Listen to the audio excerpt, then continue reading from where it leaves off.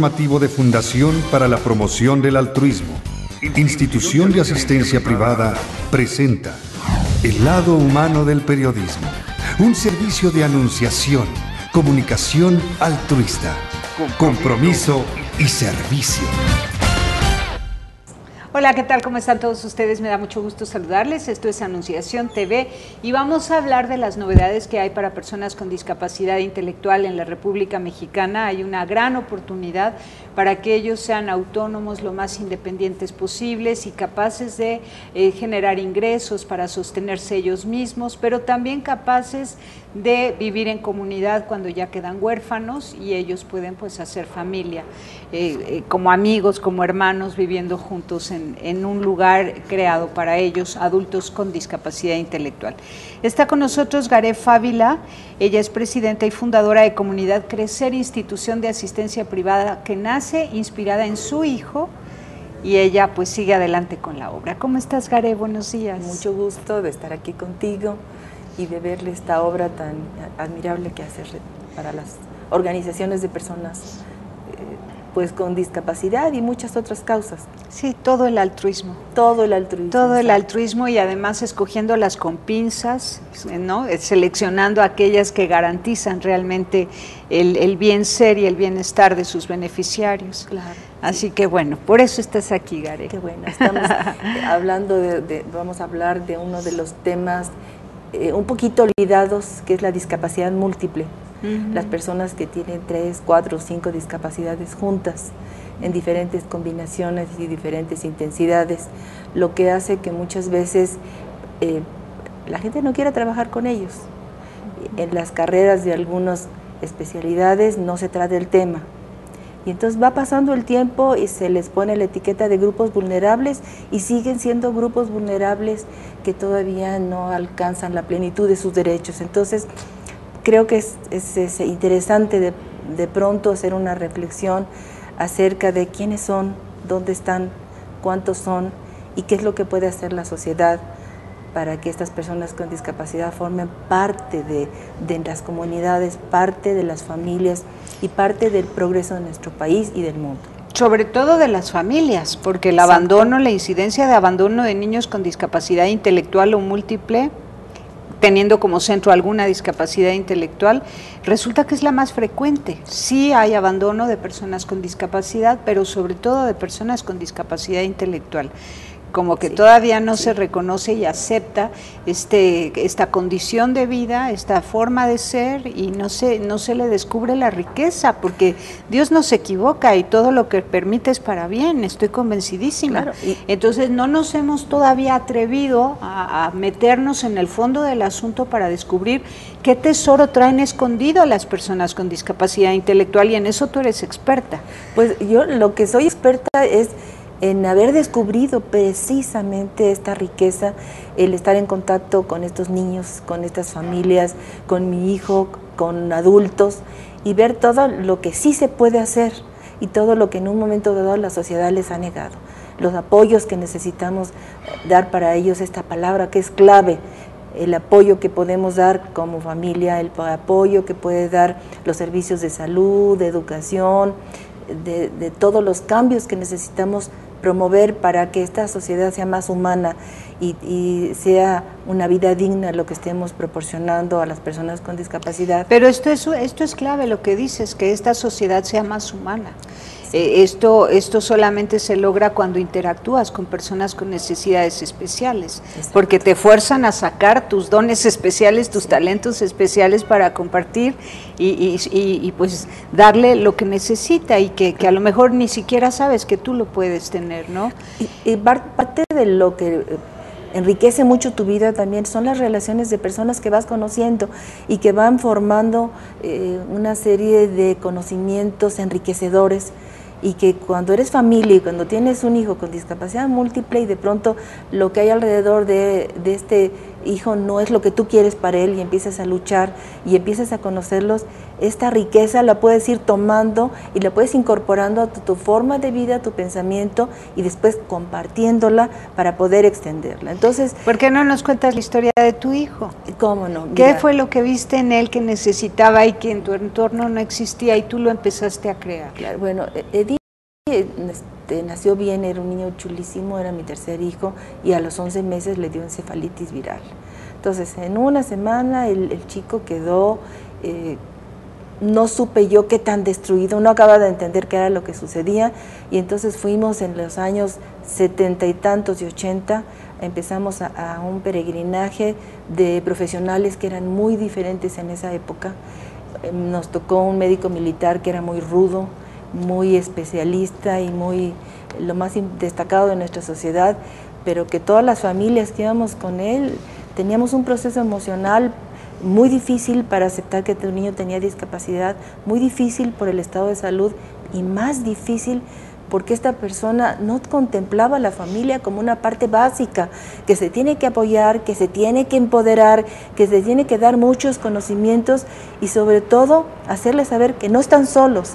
¿Qué pensaba el médico? Entonces, por ejemplo, yo le decía, cuando vi a mi hijo que no abría los ojos y él ya empezaba a caminar, que ya no hablaba ni un sonido producía, y entonces yo cada consulta, cada mes le decía, doctor, ¿y cómo va a quedar Eduardo? Y me decía, señora, no me quite el tiempo, vea cuántas personas están esperando ingresar ahorita conmigo.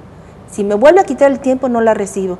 Y entonces era para mí una angustia enorme y decía, bueno, es el mejor neurólogo de México, bueno, ni modo. Y pasaba otro mes y nuevamente yo tenía 1000 preguntas que quería resolver y le volví a decir, ya le dije que no me quite el tiempo.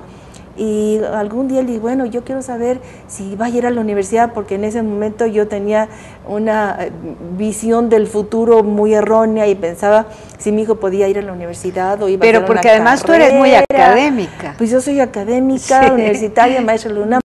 Entonces, bueno, me imaginaba a ese chiquito de 11 meses si iba a ir a la universidad y un día me dijo, bueno, ya le dije que no me esté preguntando cosas. A lo mejor su hijo va a quedar como un bistec con ojos.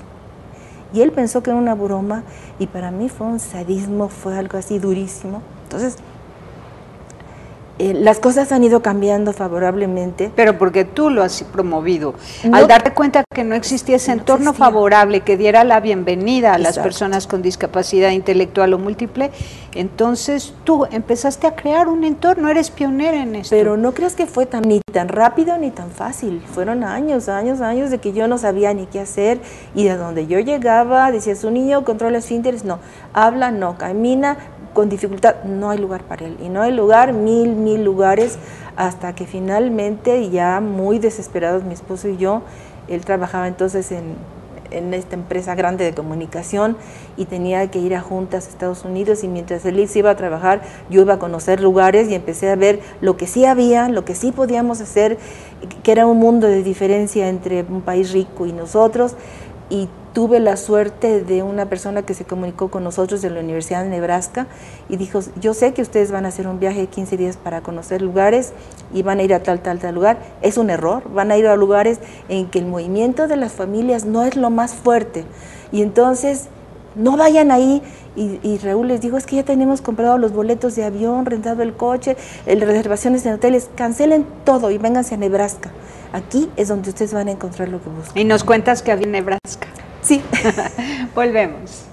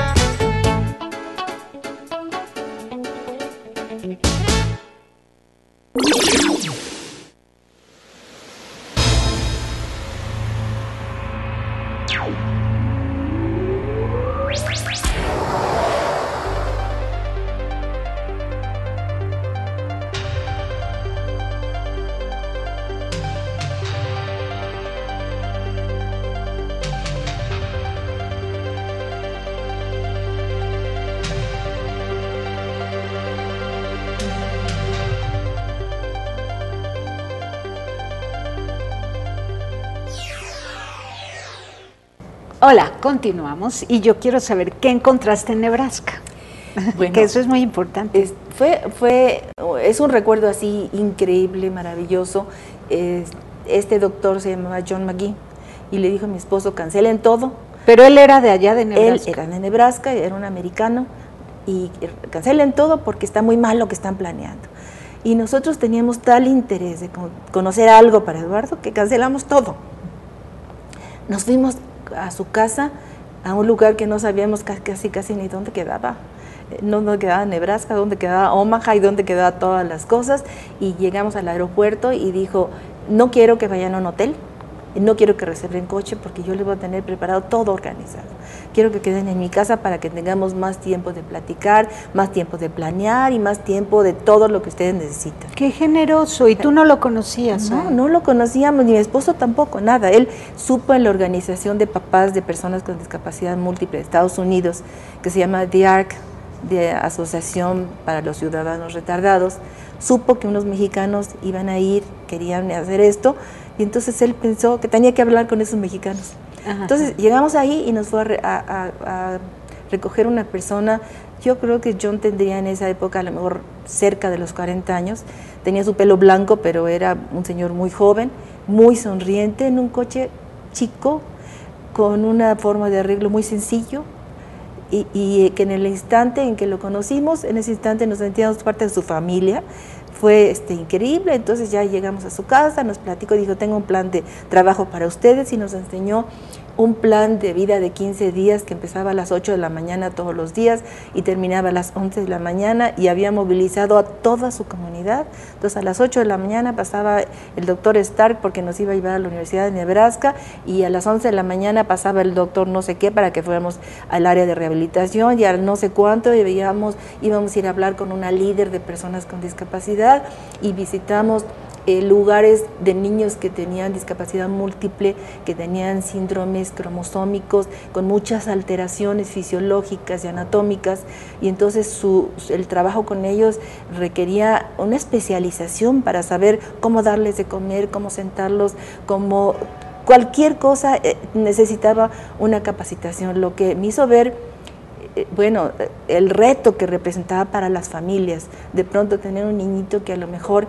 no tenía su paladar bien formado y entonces no podía succionar y la mamá tenía que aprender, o a lo mejor le tenían que poner un ano artificial en la mitad de su pancita y la mamá tenía que aprender a ponerle una bolsita, una colestomía, en fin. Esta importancia del proceso de capacitación para las familias, que es básico, tanto para que sepan manejar mejor a sus chicos, como para que la parte emocional que cualquier mamá que tiene un niño con discapacidad, al principio todos pasamos una etapa que es difícil, en la que nos vamos adaptando hasta que descubrimos que la única forma de ir resolviendo esta forma diferente de vida es estudiar, aprender y entrarle a sacar al niño adelante. Y entonces los psicólogos ponen varias etapas, desde el shock emocional, porque te dicen que tu niño tiene una discapacidad, después una etapa de negación en que dicen, no es cierto, el doctor se equivocó, y empiezas a ver muchos doctores, a ver si alguien te dice que no tiene nada. Luego otra etapa en la que hay cambios de estado de ánimo, y tantito estás deprimido, y tantito estás agresivo, y tantito crees que lo vas a superar, y tantito te peleas con todo el mundo. Y después ya viene una etapa en que se empieza a reorganizar la familia y empieza a decir, bueno, voy a ver qué voy a hacer para que mi hijo salga adelante. Y los psicólogos la mayoría de las veces ahí dejan y dices que ya aceptaste al niño, y para mí aceptar es tomar algo que no te queda otra. Y entonces John decía, no, hay una quinta etapa y es amor incondicional.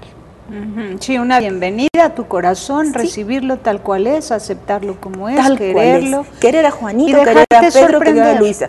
Ya sin esta visión mía de decir, bueno, voy a la universidad y va a aprender idiomas. No, nada de eso. Era, en este momento, ¿qué es lo que puedo hacer para que Eduardo estuviera mejor? Pero ya en el corte me decías que te enseñaron a vivir sobre todo en comunidad, el precio de la relación humana. Ahora, pero era importante que John me dijera, no pienses en este proceso psicológico tan marcado de aceptar a tu hijo, tienes que aprender a quererlo como es.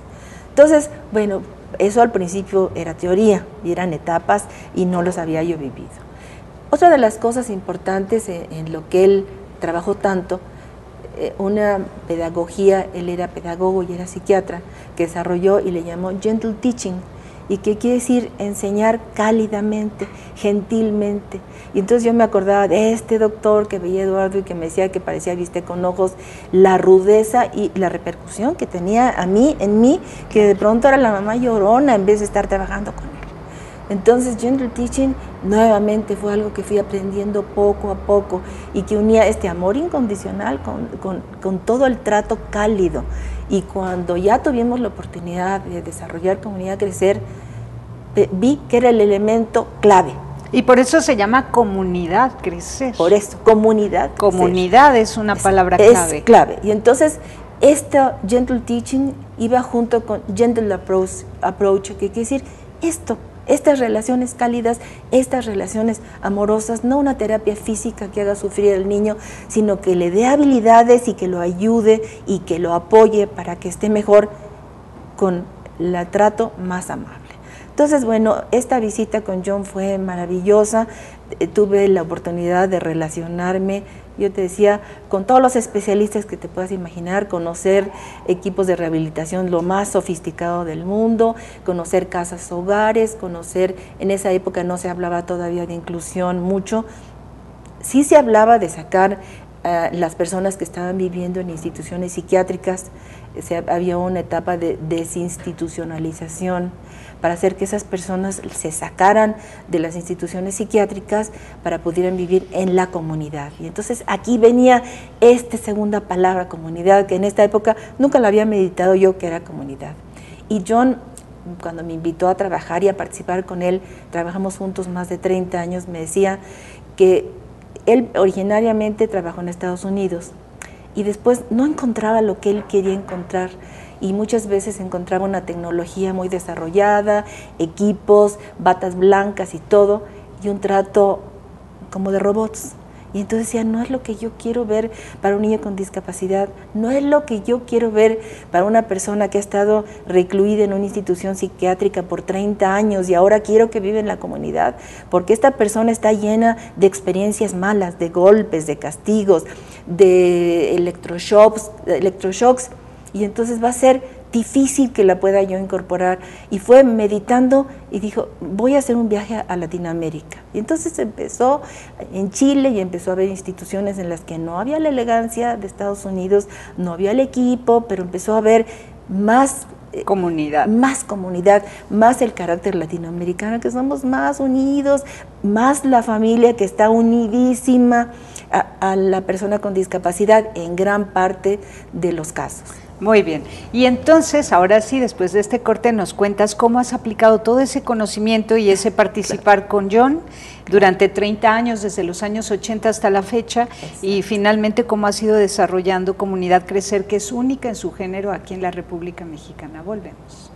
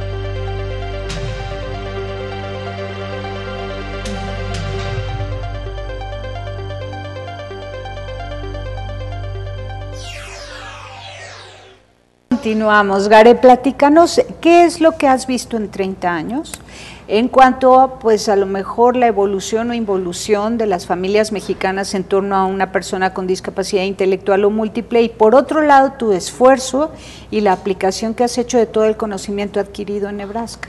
Bueno, voy a terminar lo de Nebraska para unirlo con las familias.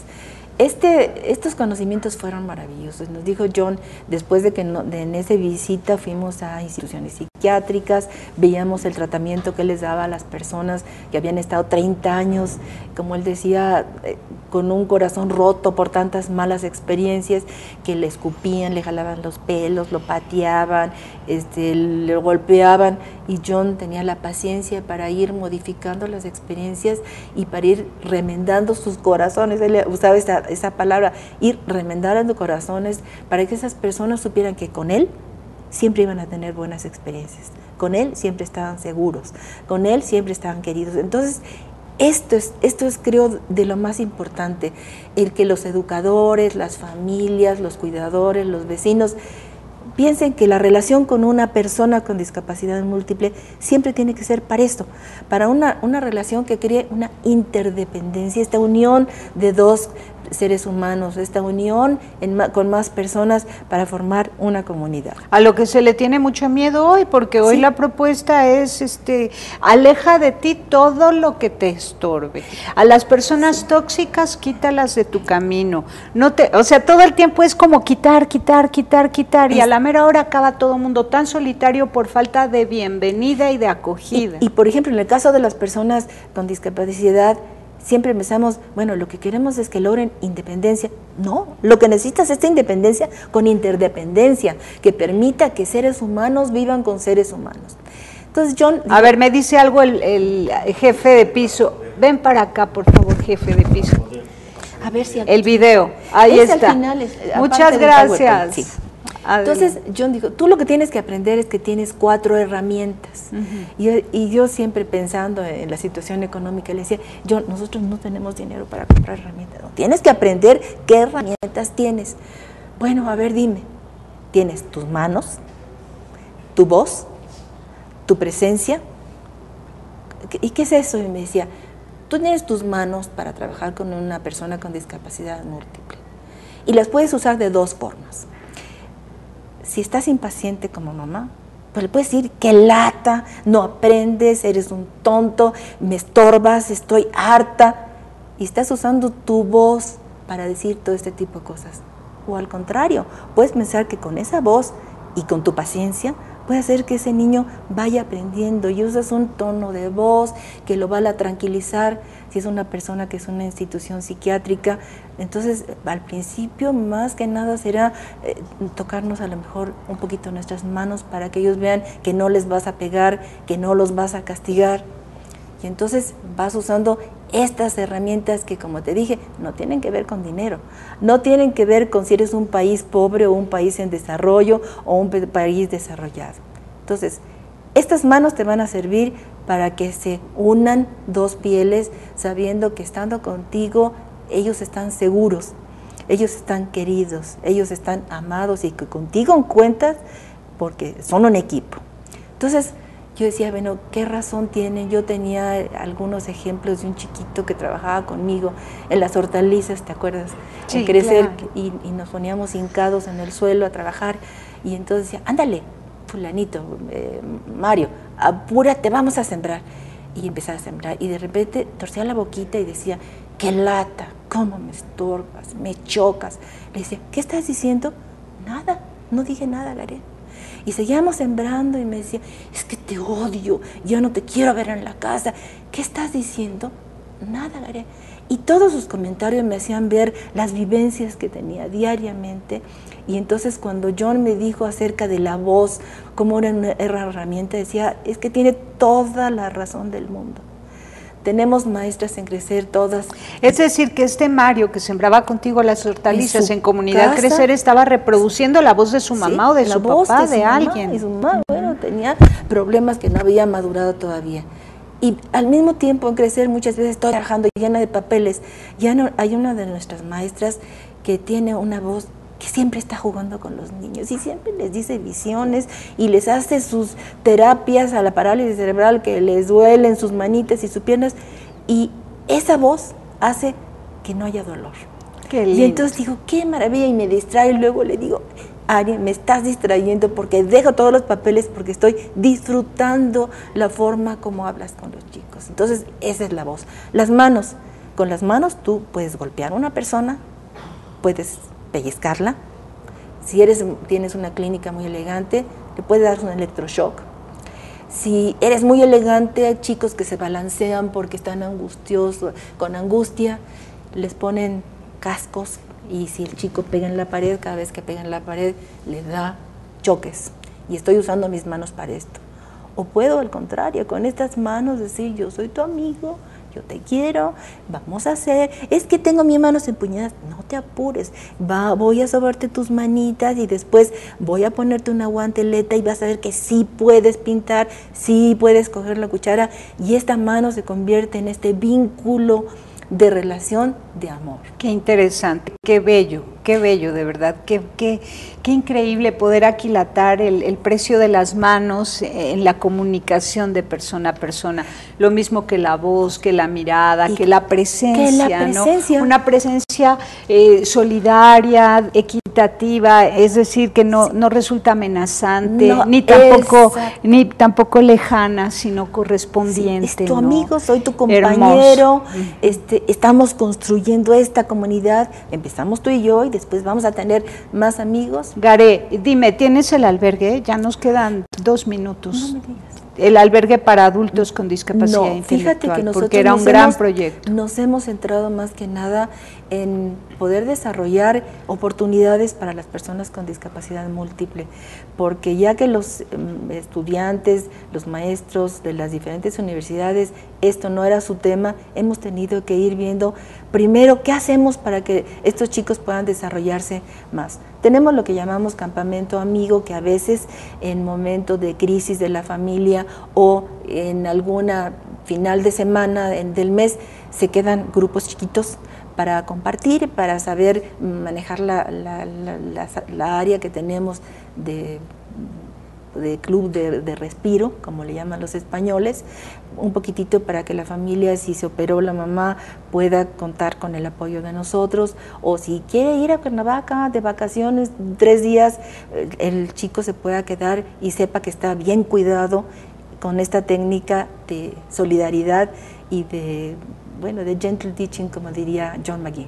Qué bonito, excelente. Vamos a ver el video que has preparado. Adelante. Es un pedacito, un fragmento de un proyecto que desarrollamos. Me dicen que ya no da tiempo. Ya no da tiempo. Bueno, pues despedimos el programa, les agradecemos mucho, y los que se queden con nosotros en YouTube van a ver en este momento este video. Sí hay soluciones. Aquí, en el portal informativo de Fundación para la Promoción del Altruismo, Institución de Asistencia Privada. El lado humano del periodismo. Un servicio de anunciación. Comunicación altruista. Participa en Facebook, Todo México Somos Hermanos, y síguenos en Twitter, @somos_hermanos.